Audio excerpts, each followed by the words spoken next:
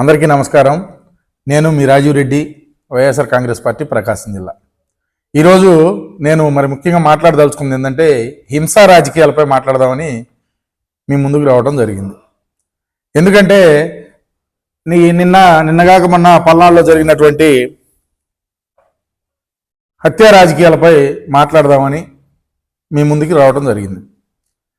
సల్మాన్ అనే వ్యక్తి వారి భార్య బిడ్డలకు బాగలేకపోతే చూసి వెళదామని వస్తే అదే క్రమంలో అక్కడ ఉన్నటువంటి కూటమి నాయకుల ప్రవర్తన చాలా దాష్టిక ప్రవర్తించారు.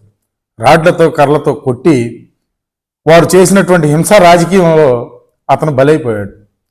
ఇది నాకు అర్థం కానిది ఏంటంటే భార్యాభర్తలు పిల్లల్ని చూసుకోకూడదా, లేకపోతే ఒక దళితుడు ఊరిలోకి రాకూడదా? ఇది ఎక్కడ దాష్టికమో మరి నాకైతే అర్థం కాలేదు. కానీ ఒక రాజకీయ నైపుణ్యం ఉన్నటువంటి వ్యక్తి కూడా కాదు అతను. ఒక వైఎస్ఆర్ కాంగ్రెస్ పార్టీ సామాన్య కార్యకర్త అయినటువంటి సల్మాన్ని వారి భార్యకు బాగలేకపోతే చూసిపోవడానికి ఊరికి వచ్చిన వేళలో అతను కాపు కాసి మాటు వేసి రాడ్లతో తలకాయలు పగలగొట్టి గందరగోళం సృష్టిస్తే 5 రోజులు ఆయన మృత్యువుతో పోరాడి తుదిశ్వాస విడవడం జరిగింది. అదే క్రమంలో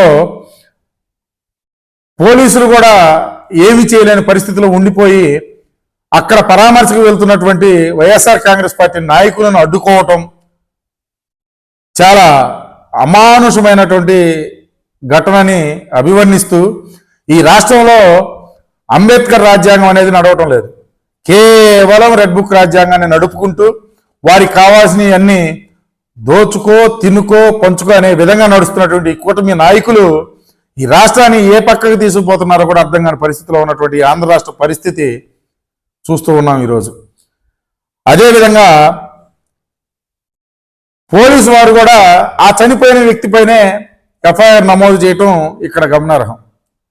అంటే ఏం చేద్దాం అనుకుంటున్నారో మాకైతే అర్థం కావట్లేదు. ఈ రాష్ట్రాన్ని వైఎస్ఆర్ కాంగ్రెస్ పార్టీ కార్యకర్తల్ని భయపెట్టి భయభ్రాంతులకు గురి చేసి జగన్మోహన్ రెడ్డి గారికి దూరం చేయాలనే ఒక ప్రక్రియలో భాగంగానే ఈ రకంగా కర్రలు రాడ్లతో దాష్టికాలకు పాల్పడి మనుషులు ప్రాణాలు తీస్తున్నటువంటి కూటమి నాయకులకు మేము ఒక్కటే చెప్పదలుచుకున్నాం. చెయ్యండి, చేస్తా ఉండండి. రాబోయే రోజుల్లో మా జగనన్న వస్తాడు.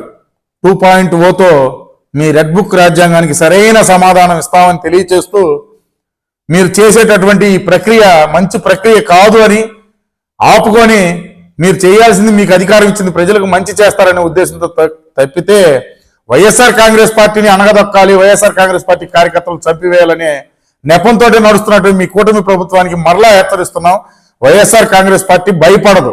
ఎందుకు అంటే ఇక్కడ జగన్మోహన్ రెడ్డి గారు ఉన్నారు అనేది మీరు గుర్తుపెట్టుకోండి.